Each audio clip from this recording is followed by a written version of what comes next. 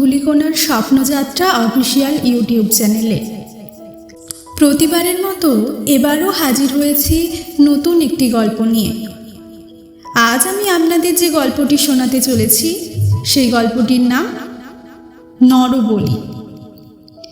এটি আমাদের ধূলিকণার স্বপ্নযাত্রা অফিসিয়াল ইউটিউব চ্যানেলের অরিজিনাল নিবেদন। তাহলে চলুন আর কোনো বাড়তি কথা না বাড়িয়ে সরাসরি প্রবেশ করা যাক আজকের গল্পে।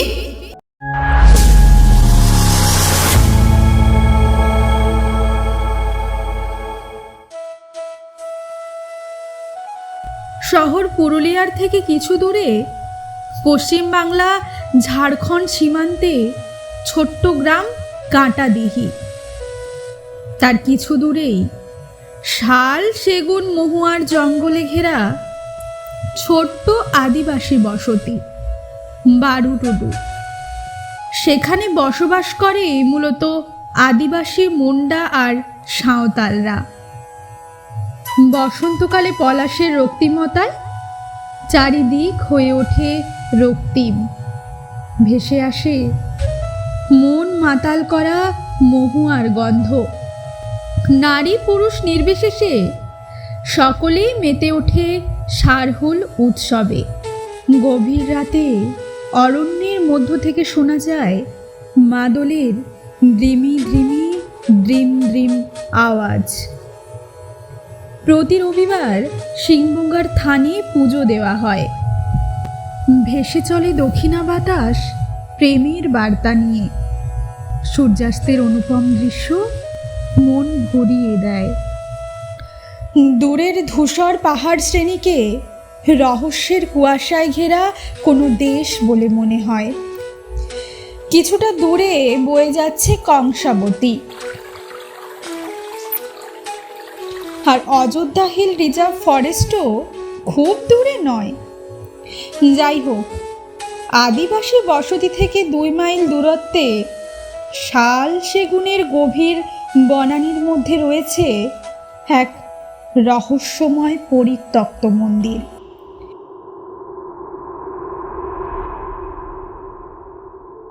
দিনের বেলাও সূর্যের আলো এখানে ভালোভাবে প্রবেশ করতে পারে না।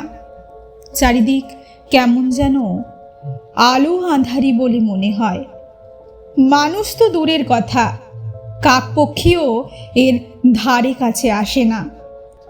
শোনা যায় এককালে এটির উপাস্য দেবী ছিলেন চামুণ্ডা। প্রতি শনিবার অমাবস্যায় নাকি নরবলিও হতো। এরপর কালান্তরে সেই নরবলি বন্ধ হয়ে যায়। সবকিছু স্বাভাবিকই লাগছিল, কিন্তু ফের সেদিন শনিবারে অমাবস্যা পড়ল। সেদিন গভীর রাতে মন্দির হতে আচমকাই ঘণ্টার ধ্বনি আর মন্ত্রোচ্চারণের শব্দ শোনা যেতে লাগল।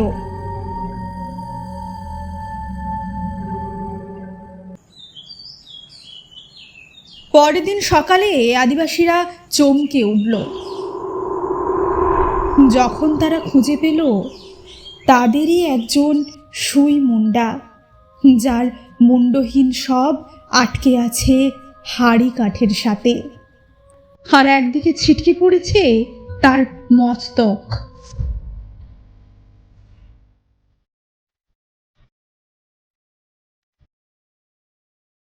সেই বীভৎস দৃশ্য দেখে সাহসী আদিবাসীও মূর্ছা গেল। সব সন্দেহের তীর এসে পড়ল পূজারী ঝিন্দারামের ওপর।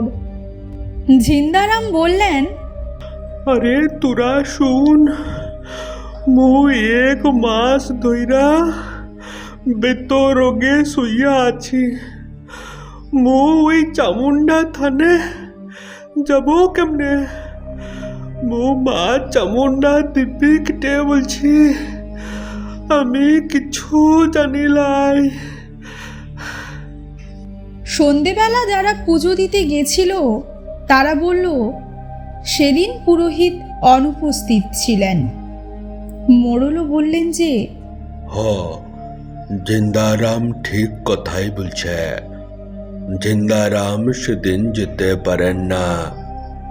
তার পরিবার থেকে মুখে জানিয়ে দেওয়া হয়েছিল তার অসুস্থতার কথা। তার লেগেই তো আমি নতুন পুরোহিতকে মা চামুন্ডার পুজো করতে বলেছিলাম। ঝিন্দারাম এই বিষয়ে কিছু জানে নাই। বসতির মানুষ তো শান্ত হলো ঠিকই, কিন্তু ঝিন্দারামের ওপর সন্দেহ থেকেই গেল। ঝিন্দারাম নিজে ভাবতে লাগলো, এই চামুন্ডা মাতার ওই বিশেষ দিনে রক্তপিপাসু হয়ে ওঠার কারণ কি? এমনি অন্যান্য দিন যখন সে পুজো করে সেদিন তো কোনো অস্বাভাবিক ব্যাপার চোখে পড়ে না তার মধ্যে জেদ চেপে গেল, জানতেই হবে ব্যাপারটা কি। মাস তিনেক পর আবার সেই আশ্চর্য সমাপতন, অমাবস্যা আর শনিবার। আদিবাসী গ্রামের সবাই তটস্থ। আজ আবার কার পালা কে জানে। গভীর রাতে পুরোহিত ঝিন্দারাম বের হলো চামুন্ডা মাতার মন্দিরের উদ্দেশ্যে।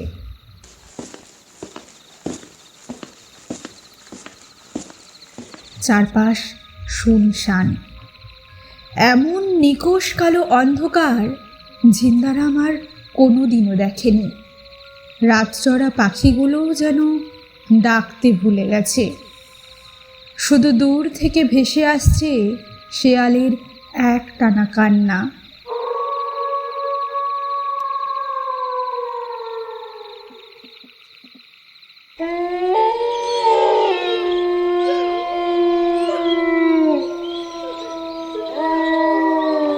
আর শুকনো পাতার ওপর তার চলার খস খস শব্দ। ঝিন্দারাম যখন মন্দিরে পৌঁছালো তখন মাঝরাত। সে মন্দিরের কাঠের দরজা খুলে ভেতরে প্রবেশ করল।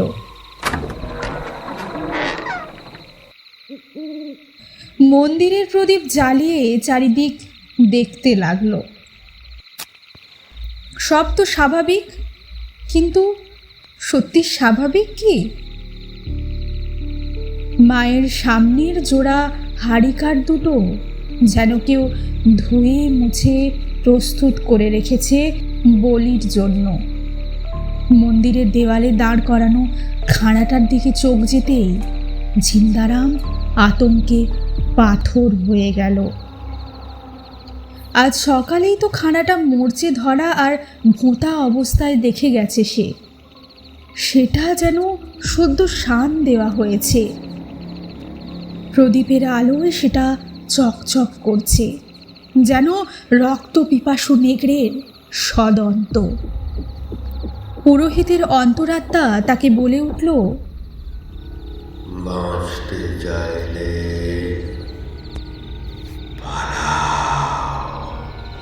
সে যাওয়ার জন্য সবে দরজার দিকে পা বাড়িয়েছে। এমন সময় একটা দমকা হাওয়ায় তার প্রদীপটা নিভে গেল। আর সে শুনল দরজাটা সশব্দে বন্ধ হয়ে গেল। তারপরই হঠাৎ মন্দিরের সব কটা কাঁসর ঘণ্টা একসাথে বাজতে শুরু করলো।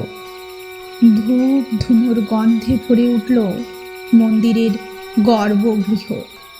ঝিন্দারাম অভিজ্ঞ পুরোহিত, সে জানে এই কাঁসর ঘণ্টা আর ধূপ ধুনোর অর্থ। মাকে জাগানো হচ্ছে বলির জন্য। মন্দিরের ভেতর থেকে এক বিকৃত পুরুষ কণ্ঠ ভেসে এলো,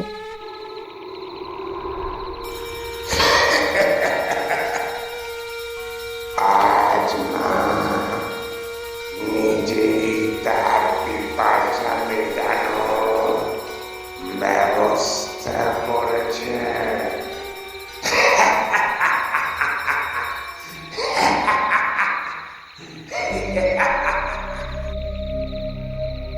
জিন্দারাম ভয়ে ভয়ে জিজ্ঞেস করলো, আপনি আপনি কে বটে?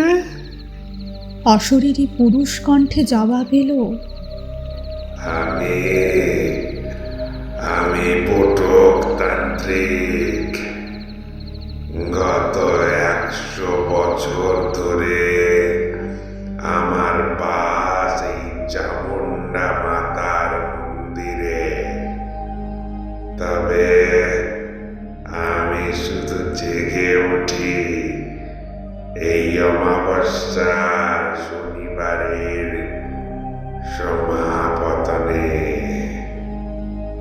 জিন্দারাম অস্ফুট কণ্ঠে প্রশ্ন করল, মা চামুন্ডা এই দিনে রক্তের লিগে জেগে ওঠেন কেন? বটুক তান্ত্রিক বিকৃত কণ্ঠে হেসে উঠল। তারপর বলল, মা জেগে ওঠেন না, আসলে জেগে উঠি আমি প্রেত সাধনা করতে করতে এই বিশেষ দিনে নিজেকে মায়ের চরণে বলি দিয়েছিলাম সিদ্ধি লাভের আশায়। কিন্তু আমি নিজেই এখন শয়তানের প্রতিমূর্তি হয়ে বন্দী হয়ে আছি এই মন্দিরে। আমার মধ্যেকার শয়তান বেঁচে থাকে তাজা নর রক্তে। যতদিন না আমি অমাবস্যার শনিবারের সমাপতনে জোড়া নর বলি দিতে পারছি, আমার মুক্তি নেই। আমি বারবার জেগে উঠব এই বিশেষ দিনে।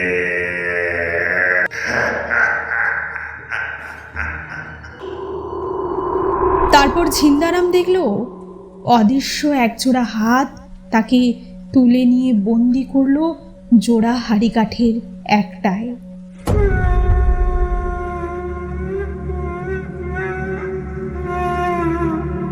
সে শুনতে পেল বলি মন্ত্র।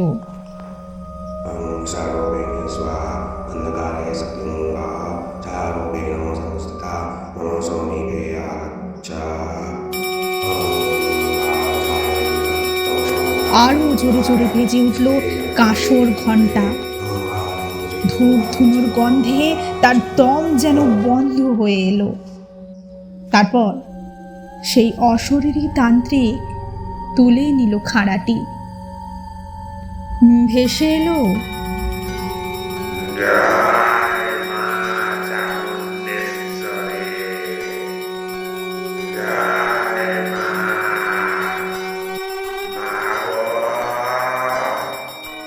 নেমে এলো খাড়ার নির্ভুল আঘাত।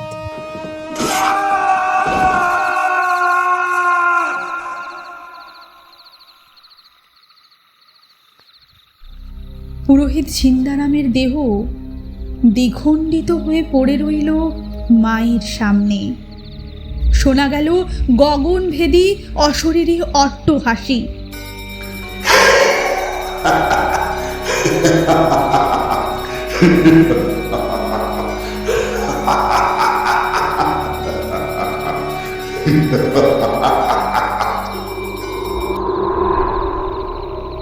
থেমে গেল কাঁসর ঘণ্টার শব্দ।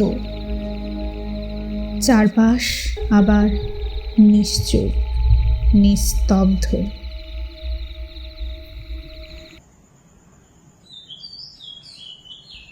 পরের দিন হাড়িকাঠি পাওয়া গেল ঝিন্দারামের মুন্ডহীন রক্তাক্ত দেহ। তখনও খাঁড়ায় লেগে আছে তাজা রক্ত। সহজেই অনুভব করা যাচ্ছে এই রক্ত কার।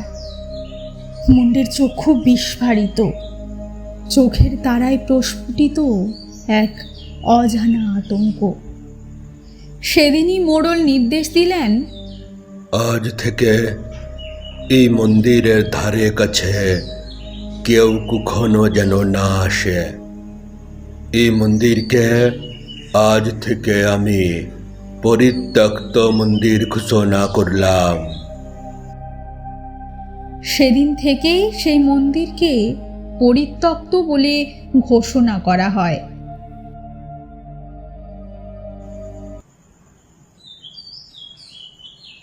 প্রায় 200 বছর কেটে গেছে। আদিবাসী প্রধানের মেয়ে জিনিত প্রেমে পড়েছে পাশের গ্রামের জগার সাথে। কিন্তু তার পরিবার মানবে কেন? মোড়ল চান মেয়ের বিয়ে যেন পাশের গ্রামের মোড়লের ছেলের সাথেই হয়। কিন্তু প্রেমী বা এসব ভেদাভেদ বাধা বিপত্তি মানবে কেন?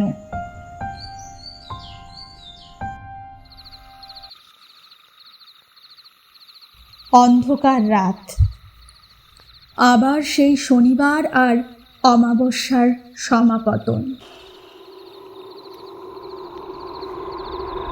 শালবনকে মায়াময় বলে মনে হচ্ছে। রাতের আকাশে কালপুরুষ যেন রহস্যে ঘেরা কোনো জগতের দিকে হাতছানি দিচ্ছে। মাঝে মাঝে ভেসে আসছে জমঘোষক শেয়ালের ডাক।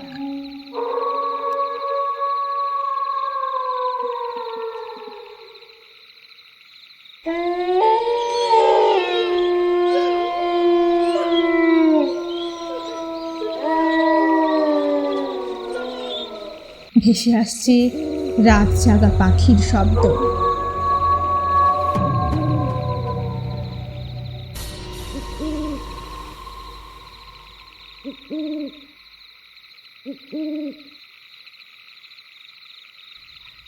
লাল মাটির অনুর্বর পথ ধরে হাত ধরাধরি করে হেঁটে চলেছে জিনিত আর জগা।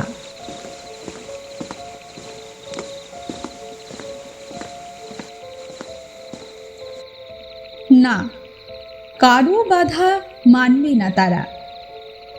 এই আঁধার রাতেই তাদের পালাতে হবে দূরে কোথাও, তাদের গ্রাম থেকে যত দূরে সম্ভব। পথের দুপাশে ঘন অরণ্য। হঠাৎই ভেসে এলো একদল হাড় হিম করা হেঁড়লের ডাক।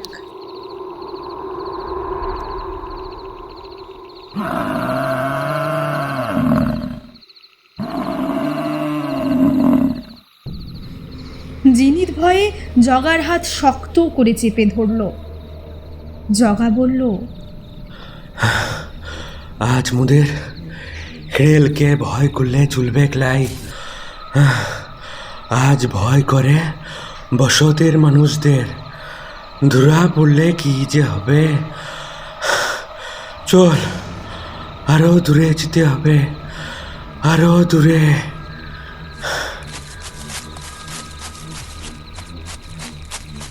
ছুটতে শুরু করেছে দুজনে। অন্ধকারে চোখ মোটামুটি শুয়ে গেছে। ছুটতে ছুটতে দুজনেই লক্ষ্য করল এক ভাঙা মন্দির।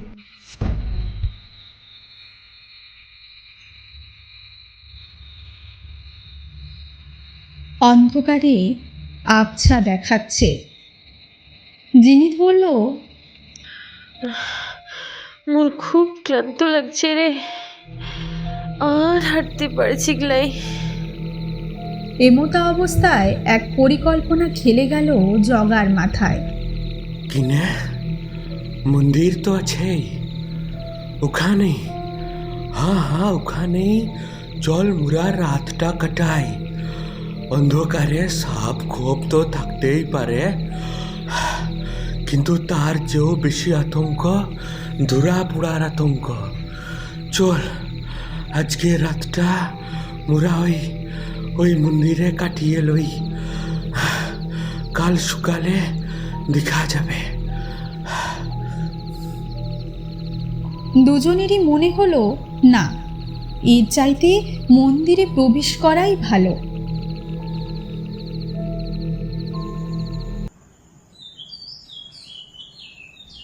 পরের দিন সূর্যোদয় হবার সাথে সাথেই খোঁজ পড়ে গেল দুই গ্রামে। অনেক খোঁজাখুঁজির পর তাদের পাওয়া গেল সেই পরিত্যক্ত চামুণ্ডা মাতার মন্দিরে। তবে এক নয়, আজ সেখানে দুই রক্তাক্ত হাঁড়িকাঠ। ভাঙা দেওয়ালের এক প্রান্তে ঠেস দিয়ে দাঁড় করানো হয়েছে 2 শতাব্দী আগে থেকে রাখা এক পরিত্যক্ত খাঁড়া, যা দিয়ে অঝরে রক্ত ঝরছে তখনও।